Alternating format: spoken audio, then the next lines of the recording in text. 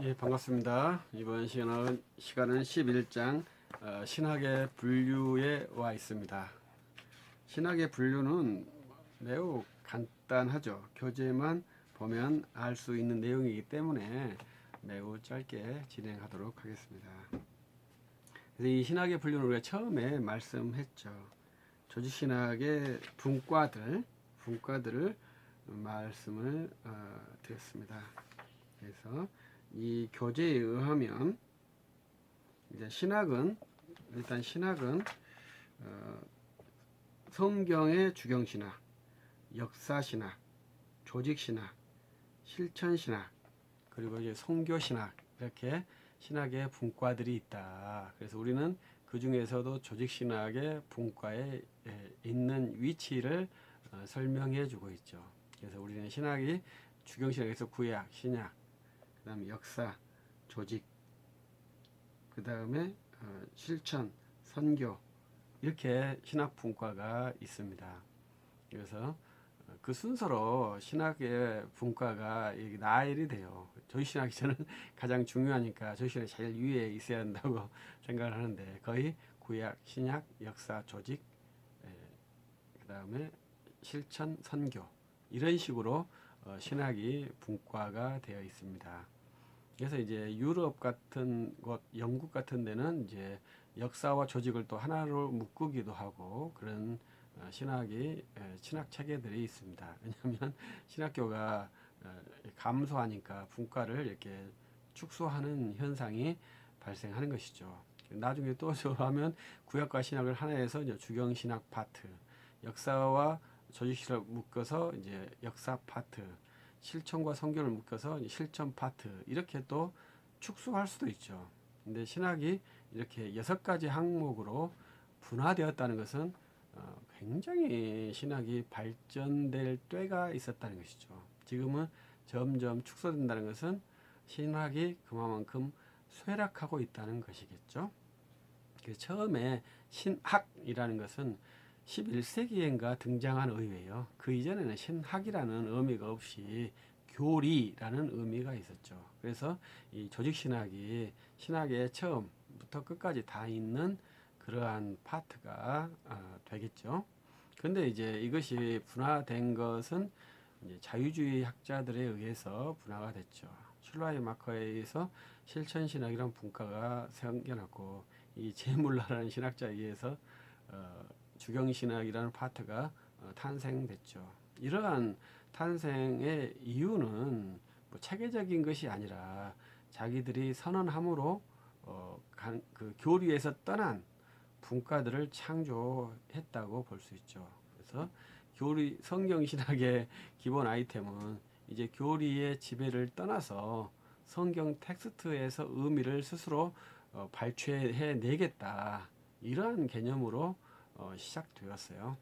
한 200년 전 정도 되겠죠. 그래서 지금 이제 성경신학이 훨씬 더 커지고 조직신학은 축소되고 있죠. 그러나 이 조직신학이 없으면 성경신학의 규범화, 아까 우리가 처음에 말했듯이 성경신학이 만든 이 산물 있지 않습니까? 이 산물을 인증해주는 인증체가 없죠. 그래서 내가 만들면 정품이다, 이것은 안 되지 않겠습니까?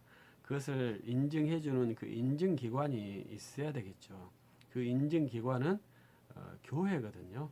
교회. 우리 장로파에서는 당회예요. 당회가 제1번 인증기관이에요. 그래서 당회와 당회가 그 인증이 다를 때 노회가 중재해서 결정을 해주죠. 그리고 또 노회와 노회의 결정이 다를 때 총회가 해서 인증을 해주는 겁니다. 그래서 당회와 노회의 총회의 인증 권위가 같아요. 왜? 당회가 인정했는데 노회와 총회가 인증하지 않았다면 그 결정은 총회의 결정이거든요. 그래서 같은 겁니다. 우리가 그런 훈련을 잘 해야 돼요.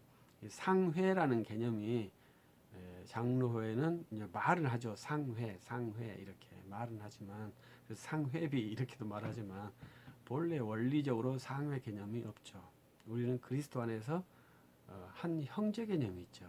그래서 형제의 교회를 통치하기, 다스리기 원활할 왜 질서 있고 규범 있게, 규모 있게 하도록 우리들이 질서 체계를 만드는 것이지, 그것이 계급이다 이렇게 생각하면 장로교회 신자가 아니에요. 장로교회 신자는 그리스도 안에서 하나예요. 왜 장로교회냐? 왕도 그리스도 안에서 하나라고 말하기 때문에 스코틀랜드 장로파들이 핍박을 받았어요. 우리는 그리스도 안에서는 왕도 형제다 이렇게 생각을 한 것이 우리 장로파들의 믿음의 모습이에요. 그런데 어떻게 교회에서 계급적인 구조가 있다고 생각을 하겠습니까? 그것은 우리 교리에 문제 있는 게 아니라 그 사람이 생각하는 착각의 문제가 있는 거죠. 우리의 가르침에는 절대 그것이 있을 수가 없어요. 우리는 언제든지 그리스도 안에서 형제를 이루려고 노력을 합니다. 그것이 항상 피차간의 자기부정, 목사도 자기부정, 성도도 자기부정 같이 하면서 그리스도 안에서 형제됨을 이루어가는 그러한 경건 훈련을 하는 것이 장로교회 아주 저는 그러한 모습이 진짜 멋있다고 생각을 해요.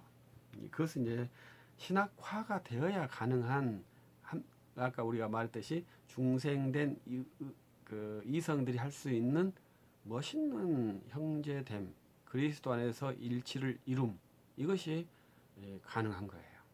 그렇지 않고서는 정치적 타협만 가능해요. 정치적 타협은 절대로 거룩한 교회를 이루지 못합니다. 정치적 타협으로는 잠시 잠재울 수는 있지만 진리가 드러난 것이 아니기 때문에 교회 이름으로는 상당히 적당하지 않죠. 그래서 이 조직신학은 이제 여기서 변증학, 교의신학, 신조학 교리사거든요. 그 다음에 신조학, 교리사. 그러니까 신조학과 교리사가 약간 다르죠. 그러니까 신조학은 교리 자체, 교리 텍스트만 따져요. 교리사는 그 교리에 발생한 기원, 공식화되는 그 갈등의 모습들 이러한 것들을 말해줘요. 그래서 이 두 가지가 같은 것 같지만 다르죠. 그래서 우리는 굉장히 중요한 텍스트를 가장 중요하게 생각합니다. 그 다음에 이제 그러한 배경들, 그 다음에 갈등한 산물들 탐구해서 가는 것은 우리들도 어떻게 사고할 것이냐 훈련을 한 것이고요. 가장 중요한 것은 텍스트예요. 우리 신학에서뿐만 아니라 모든 역사에서 중요한 것은 텍스트, 문서가 중요합니다. 그래서 우리들은 항상 글쓰기를 잘해야 되거든요.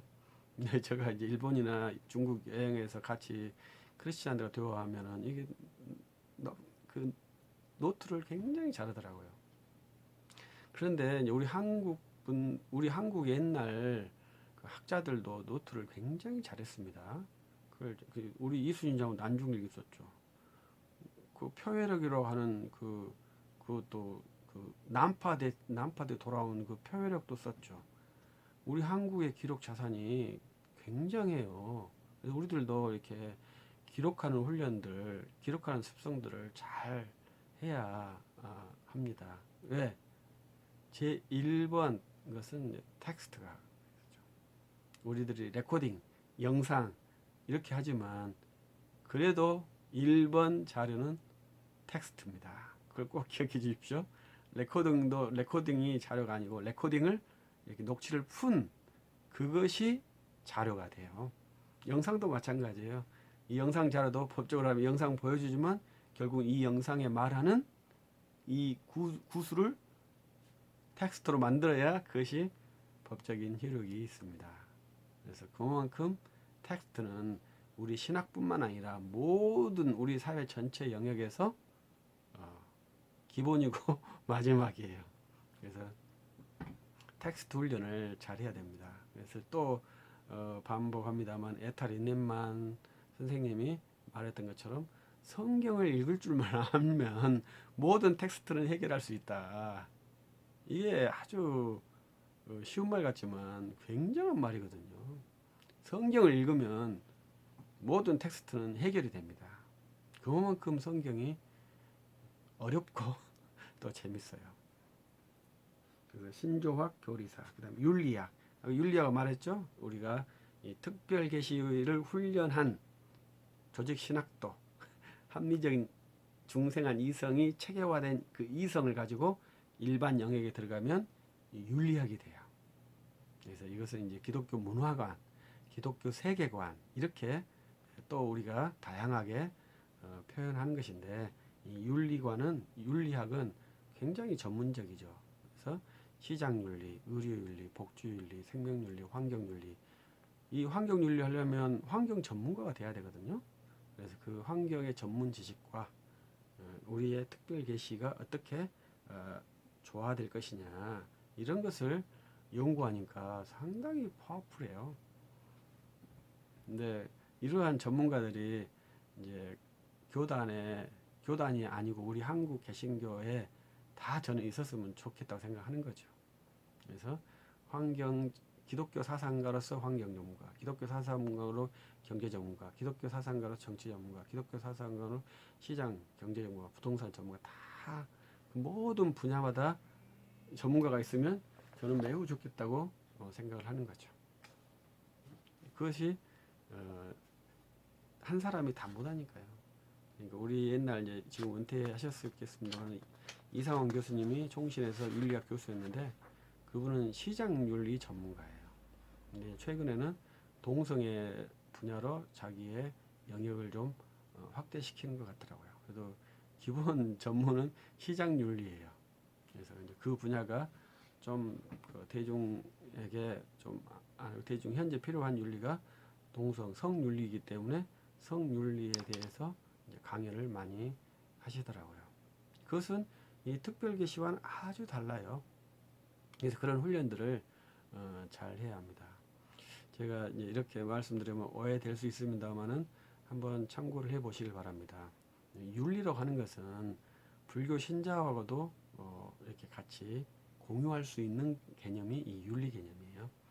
성윤리 문제를 위해서는 불교 스님과들도 협력해서 정부와 이렇게 대화할 수 있고 접근할 수 있는 것이 윤리 분야입니다.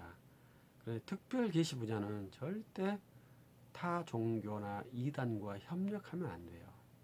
이렇게 말씀을 드리는 이유는 우리가 WCC 반대는 특별 계시 운동이거든요. 그래서 WCC를 반대할 때 내가 이단과 협력하는 것은 굉장히 부당해요.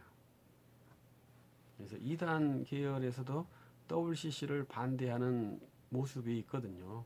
그래서 WCC 반대하니까 공통 분모잖아요. 공통 분모니까 협력한다. 교리 부분에서 절대 그것이 일어나면 안 돼요. 그러나 윤리 부분에서는 성윤리를 반대하는 모든 진영이 연합해서 할 수 있어요. 이것이 거룩과 정치의 문제예요. 거룩에는 거룩하지 않는 것과 절대 협력하면 안 돼요. 이것이 특별 계시의 엄중한 산물이에요. 그래서 우리들은 그 진리의 순수성, 그 다음에 거룩성을 지켜야 될 사역자들이죠. 교리신학 그리고 또 첫 번째 이제 변증학에서는 변증학과 험증학이 있어요. 여기서는 이제 변증학만 말했는데 험증학도 있어요. 그래서 이것도 한번 해보시고 저는 이제 변증과 험증 어떻게 할 거냐 했을 때 소극적, 적극적 이렇게 했어요. 그래서 이제 소극적이라는 것은 외부의 적이 우리에게 공격할 때 방어하는 것이 소극적이거든요. 근데 외부의 적이 가만히 있는데 내가 대시할 때는 적극적, 공격적이거든요. 그래서 우리는 복음 전도를 두 가지 형태로 하는 것이죠.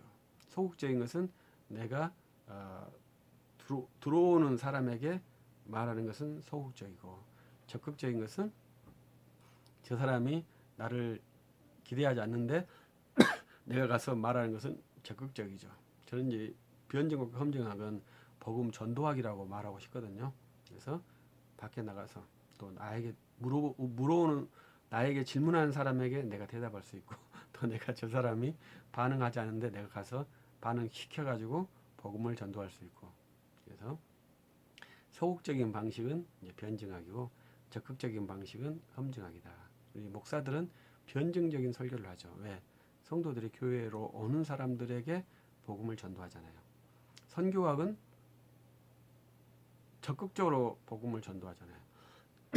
우리 선교사들의 가장 큰 맹점은 이슬람 지역을 선교를 갈 때, 또 또한 종교 박해 지역을 선교를 할 때 절대로 자기 종교 목적을 말하지 않고 들어가죠. 그러니까 그분들은 이제 우리가 거기 들어가서 선교할 때 비밀 이해하는 그러한 것을 우리는 용인해 주죠. 근데 굉장히 그것은 합당하지 않은 거죠. 그러니까 저는 이슬람 국가들의 뭐 큰 불만은 없습니다만 가장 큰 불만은 우리는 종교 자유 국가잖아요. 그렇기 때문에 이슬람 국가에서 많이 와서 포교 활동을 하고 있고 우리가 이슬람의 그 세력이 증진된대요. 많이 증가된대요. 뭐 그것은 뭐 그들의 노력이니까 뭐라고 말하겠습니까? 그러나 이슬람 국가는 그것도 다 종교 자유 국가입니다.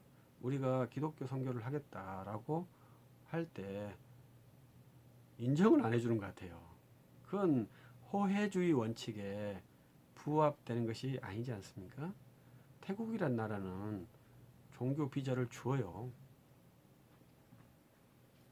그러니까 그러한 것들을 이제 우리가 이제 종교 비자를 받는 것이 저는 이제 좋겠다고 생각하고 이제 어느 국가든지 종교의 자유가 헌법에 보장됐다면 종교 비자를 주어야 된다. 그래서 종교 목적으로 포교 활동을 합법적으로 존중해 주는 것이 이 세계의 근본 정신이거든요.